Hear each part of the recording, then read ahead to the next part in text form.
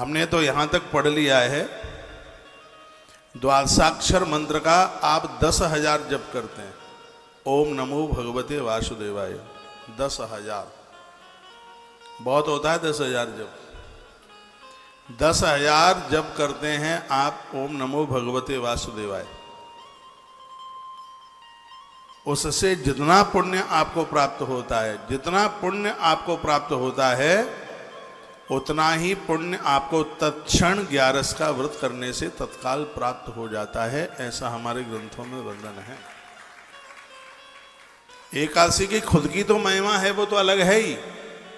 आप 11 करते हैं तो ये एक्स्ट्रा आपके पास पुण्य है। 10,000 द्वादशाक्षर मंत्र आप जपते हैं, ये एक्स्ट्रा है। ये मैंने नई बात पढ़ ली है, मुझे बहुत अच्छा लगा ये पढ़ करके। इतना इसका फल है, इतनी बड़ी इसकी फलश्रुति है। बताते हैं जो एकादशी का व्रत करते हैं उन्हें पूरा माघ स्नान करने का पुण्य प्राप्त होता है। माघ महीना जो कि प्रयाग में करते हैं, ठीक से सुन लो, आपके काम आएंगी बात। और ये बातें मैं पहली बार बोल रहा हूँ, एक बार फिर रिपीट कर रहा हूँ। जो 11 का व्रत करते हैं, एकादशी का व्रत करते हैं, उन्हें माघ स्नान करने का फल प्राप्त होता है। जो एकादशी का व्रत करते हैं उन्हें चांद्रायण व्रत करने का फल प्राप्त होता है। इतनी बड़ी महिमा है 11 के व्रत की, इससे बड़ा कोई व्रत नहीं है।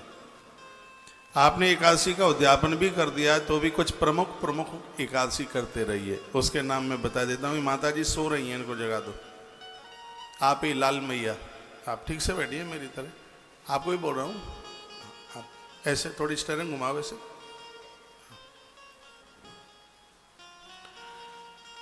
हरे प्रबोधनी एकादशी कीजिए, कार्तिक में पड़ती है। उत्पन्ना एकादशी कीजिए, बहुत अद्भुत है। पद्मा एकादशी कीजिए, बहुत अद्भुत है। आंवले की एकादशी कीजिए, बहुत अद्भुत है। बरूथनी और मोहिनी एकादशी, बैसाखी, दोनों ही अद्भुत हैं, बहुत ज्यादा। निर्जला, देवसैनी, पापांकुशा, ये वह एकादशी हैं कि यह एकादशी छूटनी ही नहीं चाहिए। ये एकादशी, ये आपने उद्यापन कर दिया है तो भी ये कुछ प्रमुख हैं, इनको करते रहिएगा। हमें 11 तत्वों को अपने कब्जे में जो करा दे वो एकादशी है। 11 तत्वों से जहाँ अपराध नहीं होता, ये एकादशी की महिमा है। मन से अपराध नहीं होगा, 5 ज्ञानेंद्रिय और 5 कर्मेंद्रिय से अपराध होगा ही नहीं। यह एकादशी की महिमा है। 5 वर्ष के ध्रुव भगवान को प्राप्त करते हैं, 5 साल के ध्रुव एकादशी का व्रत करते हैं। पांडव एकादशी का व्रत करते हैं। पहले दिन की एकादशी जो 10वीं जिसमें पड़ जाती है वो मत करना। कुंती माता ने बहुत समझाया था गांधारी को कि दीदी आप पहले दिन की एकादशी मत किया करो जिसमें 10वीं पड़ती है वो वाली। पहला दिन 10वीं नहीं है तो कर सकते हैं। कहा कि इससे संतानक क्षय होती है, ये माता कुंती ने समझाया था और वो गांधारी नहीं मानी और उसका असर उसके बच्चों के ऊपर पड़ा। पुण्य तो हुआ नहीं, अपराध और हो गया। इस बात के ऊपर मैं बहुत जोर देता हूँ। 11 जिसमें बिल्कुल भी 10वीं नहीं है, ये आयु बढ़ाएगी, बल बढ़ाएगी, स्मृति बढ़ाएगी। और जैसे एकादशी में 10वीं पड़ रही है, वो हमारे प्राणों को भी ले लेगी, आयु छीन कर देगी। मैं आपको कंफ्यूज नहीं करूँगा, वही बातें बोलूँगा जो हमारे ग्रंथों में लिखी है। इसलिए आप एक आध बार यहाँ में पूछ लिया करें या हमारी वीडियो वगैरह देख लिया करें, तो जिससे कंफ्यूज ना हूँ। एकादशी की महिमा आप सुन रहे हैं। तो रुक्मांगद नाम का राजा 11 का व्रत करता है। पूरा क्षेत्र, पूरी दुनिया उसके संग उस व्रत में लगी है। एक दिन की बात थी, यमराज इतने परेशान हो गए और यमराज रोते रोते विधाता ब्रह्मा के पास पहुंचे। ब्रह्मा जी के पास पहुंचे, ब्रह्मा जी को प्रणाम किया। ब्रह्मा जी ने रोते हुए देखा यमराज को, कहा क्या हुआ? ब्रह्मा जी से यमराज ने कहा कि अब मैं नौकरी नहीं करना चाहता। हुआ क्या है? कहा तनख्वाह लेते रहें और काम करके न दें तो व्यक्ति की दुर्गति हो जाती है, उसको बिल्ली बनना पड़ता है। ऐसा नारद पुराण में वर्णन है और यमराज बोले। और कई जन्मों तक, बहुत लंबे समय तक उसको कष्ट भोगने पड़ते हैं। जो तनख्वाह लेते रहते हैं, काम करते नहीं हैं, पैसा लेते हैं, मेहनत करके देते नहीं हैं, उस जीव की दुर्गति हो जाती है। भगवान मैं देवताओं से सम्मान ले रहा हूँ, लेकिन काम कुछ रहा नहीं है। 28 नरक में ताले पड़े हैं, मृत्यु लोक से आने का रास्ता बंद हो गया है। कोई भी पापी रहा नहीं मृत्यु लोक में। पहले लोगों ने खूब पाप कर लिए हैं दुनिया भर के। रुक्मांगद नाम के राजा ने सबको एकादशी का व्रत करा दिया है, सगरे पाप जल गए हैं। सब गरुड़ की पीठ पर बैठते बैठते नारायण के भवन विष्णु लोक जा रहे हैं। मेरे यहाँ की तो जरूरत ही नहीं पड़ी किसी को। जब काम ही नहीं तो फिर दाम किस बात का। अब काय की किसकी नौकरी करे। क्या वर्णन किया गया, किसी कार्य के लिए नियुक्त हुआ सेवक काम न होने पर यदि उसी पद पर रहता है और बेकार रहकर स्वामी के धन का उपभोग करता है तो वह निश्चय ही नरकों में गिरता है। यमराज ने कहा। आप जितने भी मुझे सुन पा रहे हैं, अपना बच्चे को भी बोलना और अपने पति को भी बोलना। ऑफिस में जाते हैं, टांग पर टांग रख करके न सोते रहे, नहीं तो यह प्रकृति को सब जवाब देना पड़ता है। इस प्रकृति में काम करके ही पानी पीना, काम करके ही भोजन करना, काम नहीं तो दाम नहीं। बहुत लोग बैठे बैठे कुर्सियां तोड़ते रहते हैं, फिर घरवाली को कहते हैं हमारी तो नौकरी बहुत अच्छी है, 8 घंटा सो के आते हैं, कुछ करना ही नहीं पड़ता। आज लग रहा है, लेकिन तब पता चलेगा जब फेफड़े गल जाएंगे, अंदर का तंत्र खत्म हो जाएगा, बीमारियां फैल जाएंगी। मैंने पढ़ा है ये बीमारियां बिना अपराध के नहीं बढ़ती। कोई न कोई पापकृत कर्म होता है तब बीमारी बढ़ती है। वो कोई भी अपराध हो सकता है, असाध्य है बीमारियां हैं, यह बिना अपराध के हो ही नहीं सकती। यह तो हमारे ग्रंथों में बहुत जोर से बात कही गई है। जो लोग पुण्यात्मा हैं वो बिना बीमारी के दुनिया छोड़ के जाते हैं। कल की पुराण में वर्णन है, इस कलयुग में जब निरोगी होकर के व्यक्ति मौत को प्राप्त होता है तो देवसी नारद जी सगरे देवताओं के पास एक चक्कर लगा के आ जाते हैं। कहते हैं देखो तो सही, मृत्यु लोक से एक ऐसा आदमी आ रहा है जिसकी मौत अस्पताल में और दुर्घटना में नहीं, अपनी घर की चौखट के अंदर उसकी मृत्यु हुई है। देवताओं को अचंभा आश्चर्य लगता है। ऐसा जीवन जीने की कोशिश कीजिए जिसमें आप निरोगी रहें। अंत में एक गिलास पानी, एक लोटा पानी भी किसी से मांगने की जरूरत न पड़े। इस युवा में, जवानी में तो लगता नहीं है, अपराध हो जाते हैं पता नहीं लगता, लेकिन ये सब भोगना पड़ता है,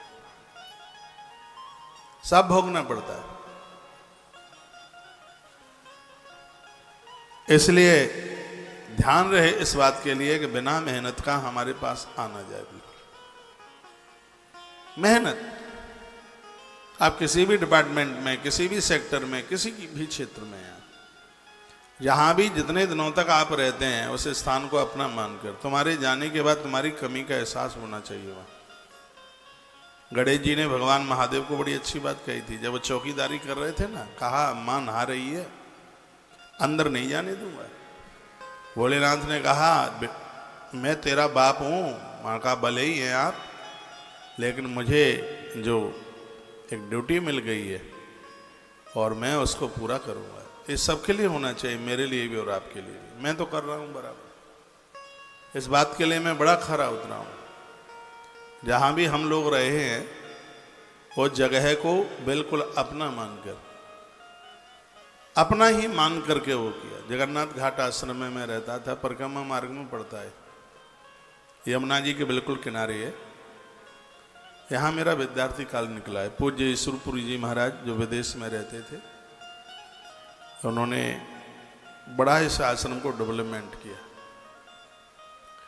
विद्यार्थी थे हम वहाँ के, रात रात भर चक्की चलाते थे। लगता ही नहीं था किसी और की चक्की चला रहे थे, ये लगता था अपना काम। सैकड़ों क्या 1500 महात्माओं के लिए रोटी बेलना। रोटी बेलने में तो कंपटीशन में मैं आपको भी पीछे कर दूंगा। ऐसी गोल गोल रोटी अभ्यास में है मेरे विद्यार्थी काल में। सुबह कई एकड़ों में सुबह झाड़ू लगाना, यह हमें वहां का जगन्नाथ भगवान का आशीर्वाद मिला है। हम लोगों के इष्ट देव हैं भगवान जगन्नाथ। हमने शुरू से उन्हीं के ही चरणों में जीवन जिया है। मैं भगवान प्रभु जगन्नाथ को बहुत मानता हूँ। हमारे जीवन का संरक्षण, संवर्धन, उत्कर्ष भगवान प्रभु श्री जगन्नाथ जी ने किया। हमें जगन्नाथ भगवान के बर्तन साफ करने का सौभाग्य मिला है। वहाँ की गौशाला में उस समय 125-150 गैयाँ होती थी।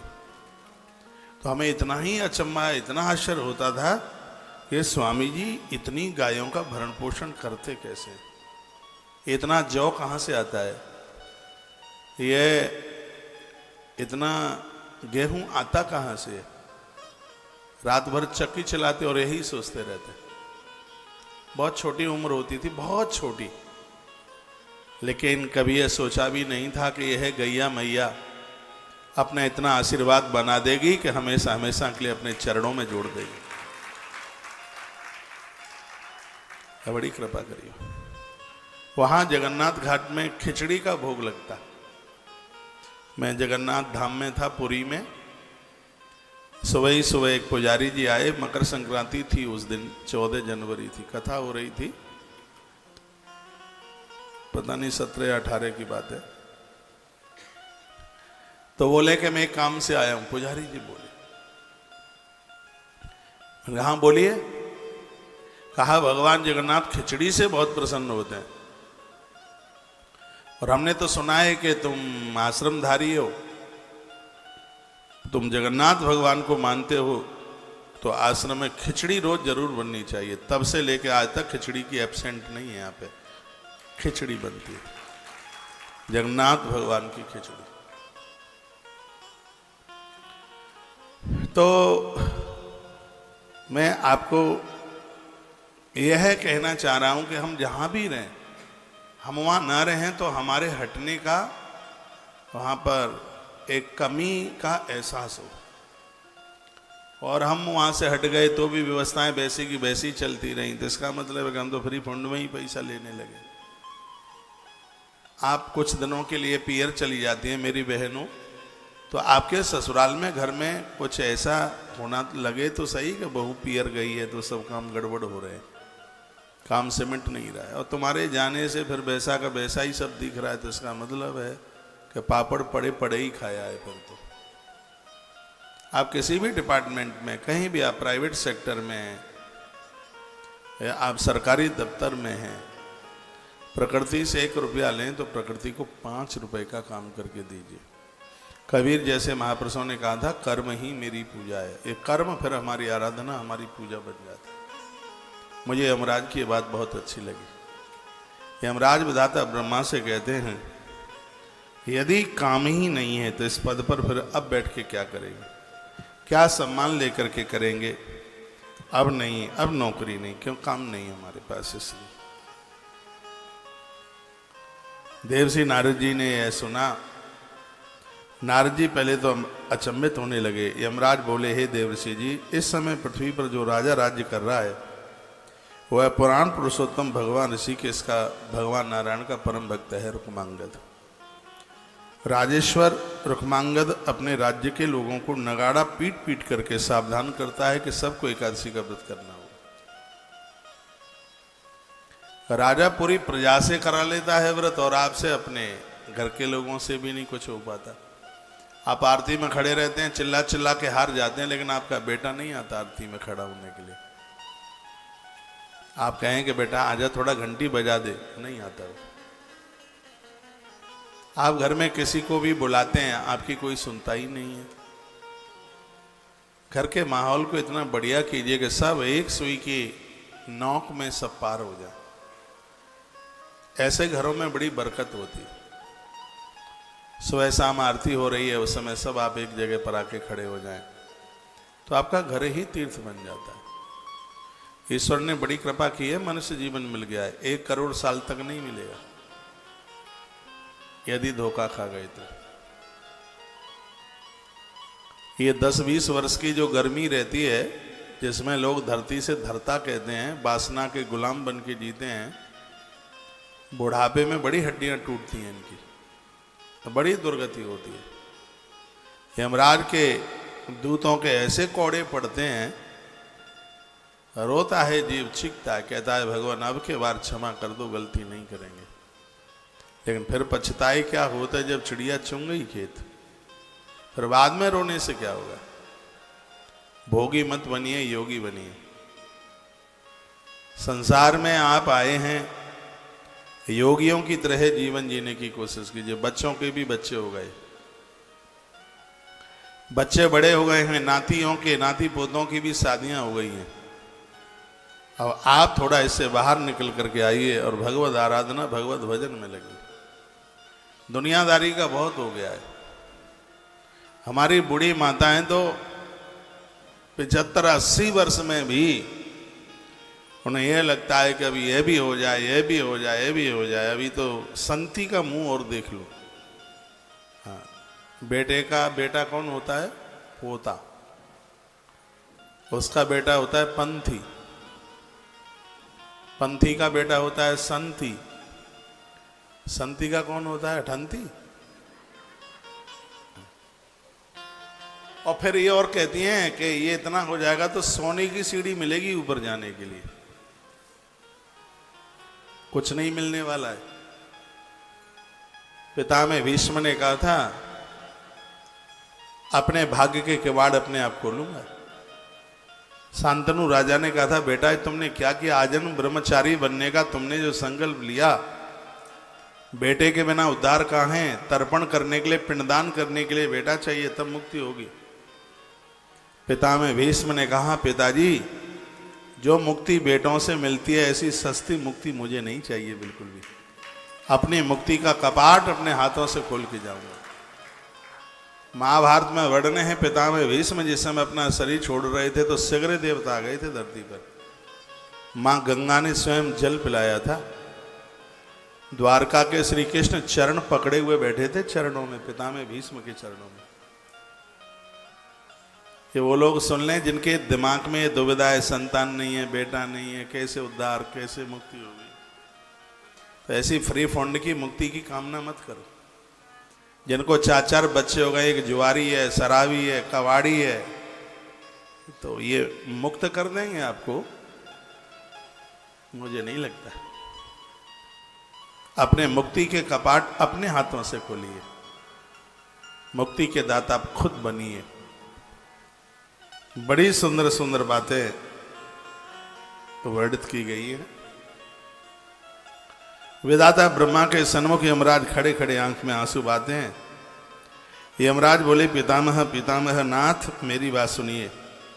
किसी के प्रभाव को जो खंडन, वह मृत्यु भी अधिक दुखदायी होती है। हे कमलोद्भव, जो पुरुष कार्य में नियुक्त होकर स्वामी का धन हड़पते रहते हैं, उन्हें काम करके नहीं देते,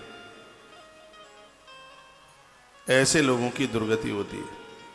जो स्वामी को लूटता है और होशियार बनता है कि हमने बुद्धू सेठ को बना दिया।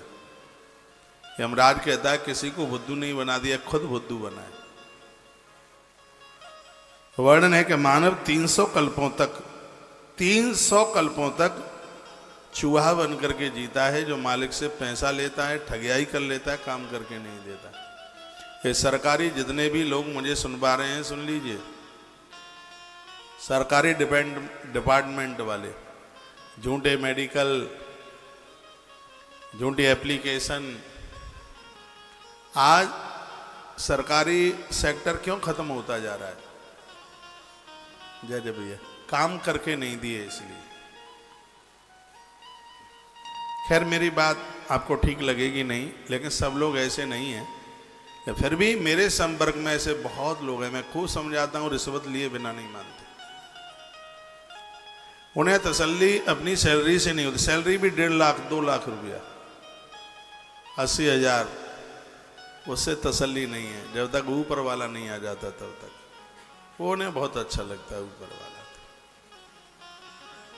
ऐसे लोग जो हेरा फेरी करते हैं और बुद्धिमान बनते हैं, यमराज कहते हैं कि ऐसे लोग 300 कल्पों तक चूहा बन करके, चोखरा बन करके जीवन जीते हैं। बड़ा कष्ट होता है। कहा कि हे प्रभु, जो अपना काम बनाता है दूसरे को लूटता है, लेकर के कभी किसी को देता नहीं। वह मंद बुद्धि मानव 300 कल्पों तक चुहई बन के जीता है। जो राज कर्मचारी राजा के सेवक को अपने घर के कामों में लगाता है वह बिल्ली बनता है। सरकारी लोग मुझे सुनवा रहे हों, आपके ऑफिस का चपरासी तुम्हारे बच्चों को छोड़ने जाता है, स्कूल में लेने आता है। सरकार की गाड़ी को तुम अपनी ससुराल लेके जाते हैं, कभी कहीं लेके जाते हैं, और डीजल सब गवर्नमेंट के नाम लिखा जाता है। इसलिए तो भंडाफोड़ सब हो रहा है। ये ग्रंथों ने हमें जीवन दिया है जो सरकारी लोगों को अपने घर के काम धाम में लगाते हैं। और ये बड़े बड़े अधिकारी तो ऐसा ही करते हैं। क्यों शर्मा जी, आप इस सेक्टर में रहे, बच्चों को छोड़ना, बच्चों को लाना, बाजार से सब्जी ले आ, घरवाली को उसके पियर छोड़ के आ जा। तो ज़्यादातर ऐसे वो सरकारी जो बड़े बड़े अधिकारी हैं वो अपने से नीचे वाले लोगों को इसी काम में लगाए रहते हैं। और हमारे ग्रंथों ने इसका विरोध किया। और यमराज बोल रहे हैं ये बात। यमराज ने विधाता ब्रह्मा को कहा है कि मैं ऐसी नौकरी नहीं चाहता, मुझे कष्ट होता है, मुझे तकलीफ है।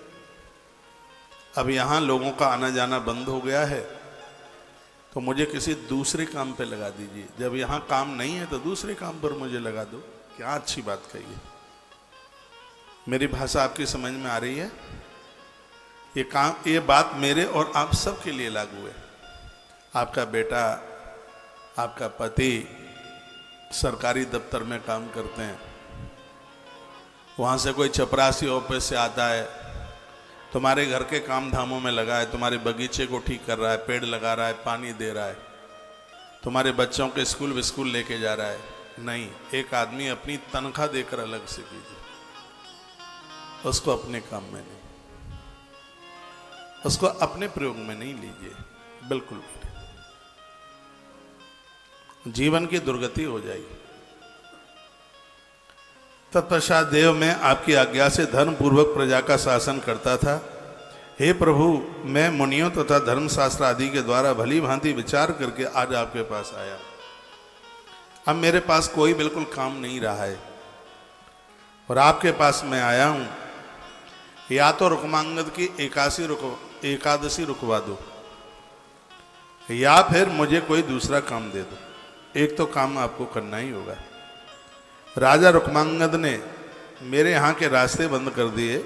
उस राजा के भय से समुद्रों द्वारा घिरी हुई समूची पृथ्वी के लोग सर्व पाप नाशक एकादशी का व्रत करके और भोजन न करके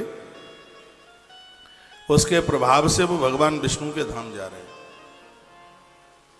भगवान विष्णु के लोक में जा रहे हैं।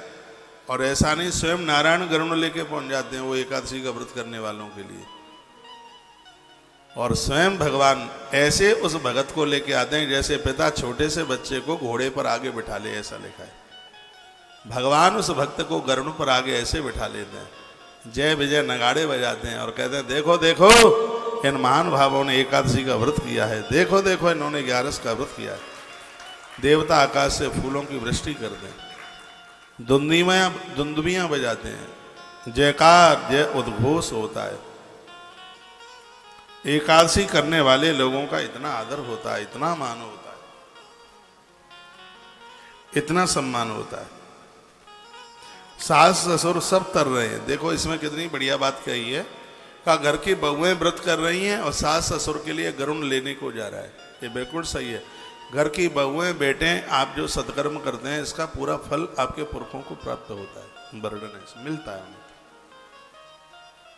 इसमें यही लिखा है, यमराज कहते हैं कि बहू और बेटे व्रत कर रहे हैं और उसका फल पहले से मेरे यहाँ नरक में कुछ लोग पड़े। यमराज कहता है, यमराज कहता है कि पहले से मेरे यहाँ कुछ लोग नरक में पड़े हुए थे और अचानक देखा तो भगवान नारायण वहाँ आकर के प्रकट हो गए।